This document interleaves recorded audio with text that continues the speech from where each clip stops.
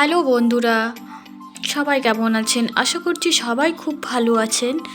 তো আজকে আমি আপনাদের একটা খুব সুন্দর নাস্তার রেসিপি নিয়ে এসেছি, যেটা কেবলমাত্র আটা আর একটা ডিম দিয়েই তৈরি করে নিতে পারেন, যেটা আপনারা সকালের নাস্তাতে অথবা বাচ্চাদের টিফিনের জন্যও বানিয়ে নিতে পারেন। এটা খেতে খুব টেস্টি। এই দেখুন, আমি একটা আপনাদেরকে এইভাবে দেখিয়ে দিচ্ছি। দেখুন ভিতরটা কি সুন্দর।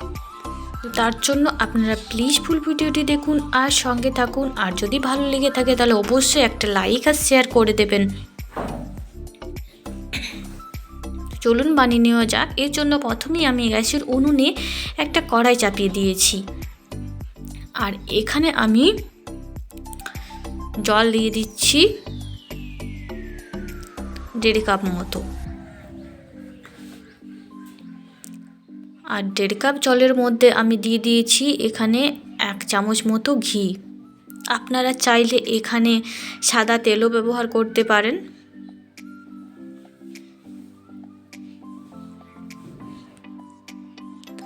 জলটা আমার ফুটে এসছে। এরপর আমি দিয়ে দেব এর মধ্যে স্বাদ অনুযায়ী সামান্য একটু লবণ আর একটু চিনি, 1/2 চামচ মতো।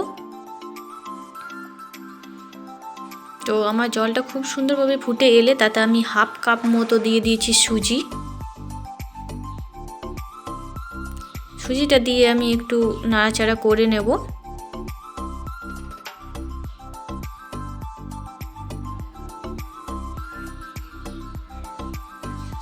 সুজিটা দিয়ে একটু ভালো করে ফুটে এলে আমি গ্যাসের উনুনটা লো করে দেব, আর দিয়ে দেব এখানে 1 কাপ মতো আটা। এটা নর্মাল আটা, যেটাতে আমরা রুটি বানাই। এরপর আমি আটাটা দিয়ে এইভাবে অনবরত নেড়ে যাব।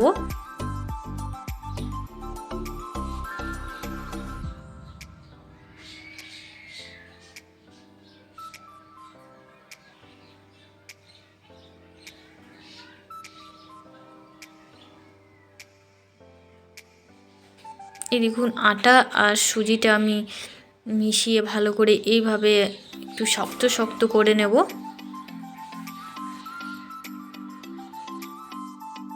আর মনে রাখবেন গ্যাসের উনুনটা যাতে লো থাকে।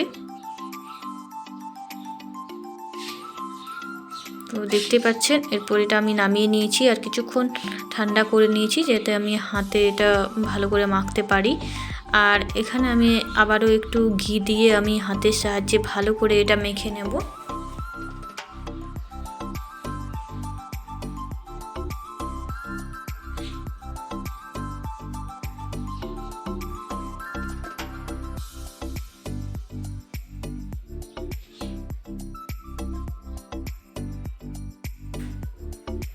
তো আমার এটা মাখা হয়ে গেছে। এরপর আমি রেখে দিলাম কিছুক্ষণ। এরপর আবারও আমি গ্যাসের উনুনে একটা কড়াই চাপিয়ে দিয়েছি, আর তাতে সামান্য একটু সর্ষের তেল দিয়ে দিয়েছি। আর এখানে আমি কয়েকগুলো সবজি কেটে নিয়েছি। এখানে আমি নিয়েছি গাজর, মটরশুঁটি আর ক্যাপসিকাম। তো প্রথমে আমি তেলের মধ্যে মটরশুঁটিগুলো দিয়ে দিয়েছি।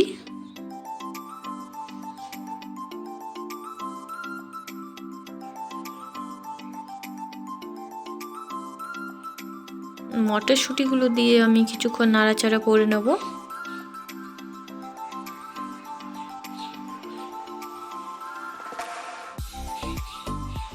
এরপর দিয়ে দেব গ্রেট করে রাখা গাজরগুলো আর ক্যাপসিকামগুলো। সবগুলো দিয়ে আমি ভালো করে নাড়াচাড়া করে নেব। এরপর দিয়ে দেব আমি সামান্য একটু নুন,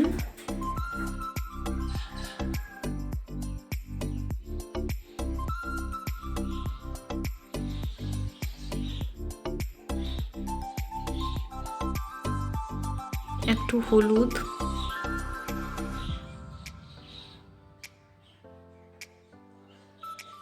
হলুদটা দিয়ে আমি ভালো করে এটা নাড়াচাড়া করে নেব। এরপর দিয়ে দিয়েছি আমি একটু চাট মশলা। তো এটা আমি বেশিক্ষণ ভাজবো না, এটা সামান্য একটু ভাজলেই হয়ে যাবে। এরপর এটা আমি নামিয়ে নেব। এরপর এখানে আমি নিয়েছি একটা বাটি, আর সেখানে নিয়েছি আমি একটা ডিম। তো ডিমটা আমি ফাটিয়ে নেব।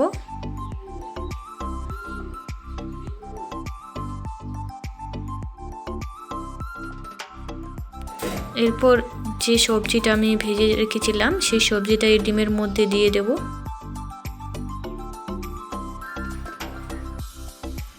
দিয়ে ভালো করে আমি এটা ফেটিয়ে নেব।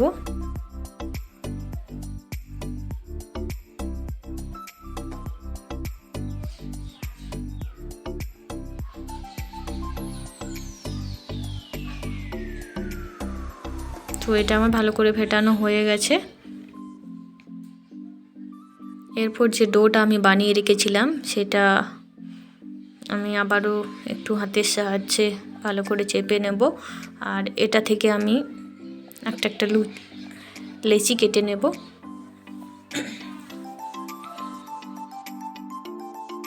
এরপর এগুলো আমি রুটির মতো করে বেলে নেব।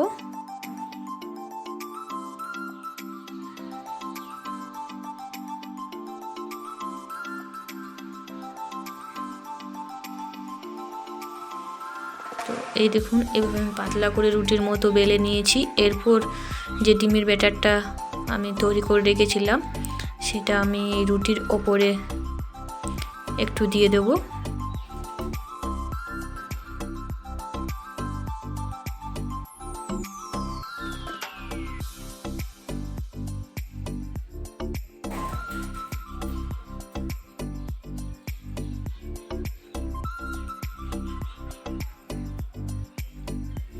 এরপর রুটির চারদিকটাতে আমি একটু জল বুলিয়ে নেব যাতে রুটিটা আমার লেগে যায়, না হলে রুটিটা ছেড়ে যাবে আর এটার ভেতরের পুরটা বেরিয়ে আসবে। তার জন্য আমি একটু জল দিয়ে দিয়েছি চারদিকটা, এইভাবে জল বুলিয়ে নিয়েছি হালকা হাতে। আর এইভাবে আমি প্রথমে দু সাইডটা এইভাবে আমি গুটিয়ে নেব। তারপর আবারও একটু এই সাইডটাতে আমি জল দিয়ে দিয়েছি হাতের সাহায্যে। তারপর এটার এভাবে আমি গুটিয়ে নিয়েছি, আপনারা দেখতেই পাচ্ছেন। এবার অপর সাইডটাও আমি এভাবে চৌকো করে গুটিয়ে নেব।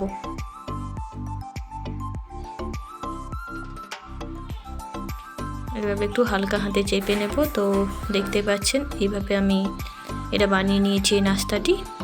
এইভাবে আমি সবকটা নাস্তায় বানিয়ে নেব। এই দেখুন সবগুলো আমার বানানো হয়ে গেছে। এরপর আমি গ্যাসের উনুনে একটা তাওয়া চাপিয়ে দিয়েছি। এখানে আপনারা চাইলে ফ্রাইং প্যান, কড়াই চাপিয়ে নিতে পারেন, যেটাতে আপনাদের সুবিধা হবে। আর এখানে আমি দিয়ে দিয়েছি ঘি। এখানে আপনারা সাদা তেলও ব্যবহার করতে পারেন।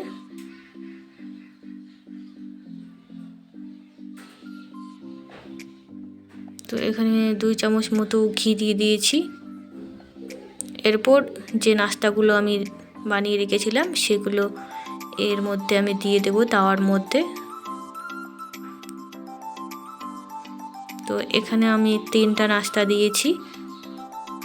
আমার এখানে 3টা নাস্তা বানানোর সুবিধা মনে হচ্ছে তার জন্য। এরপর এক সাইডটা আমি উল্টিয়ে নিয়েছি, হালকা ভাজা হলেই আমি এইভাবে পরপর একটু পরে পরে উল্টে পাল্টে এটা ভালো করে ভেজে নেব।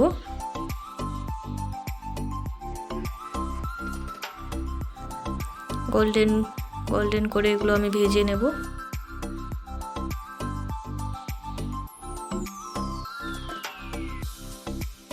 তার পাশটাও এইভাবে ভালো করে ভেজে নিতে হবে।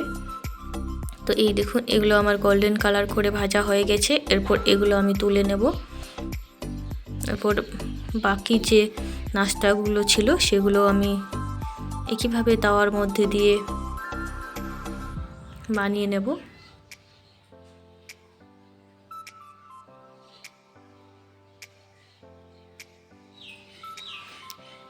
তো সবগুলো আমি ভালো করে বানিয়ে নিয়েছি, দেখতেই পাচ্ছেন এটার ভেতরটা কি সুন্দর।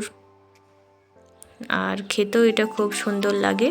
তো আপনারা একবার অবশ্যই বানিয়ে দেখতে পারেন। তো ভালো থাকবেন, দেখা হবে আবারও পরবর্তী ভিডিও নিয়ে। নমস্কার।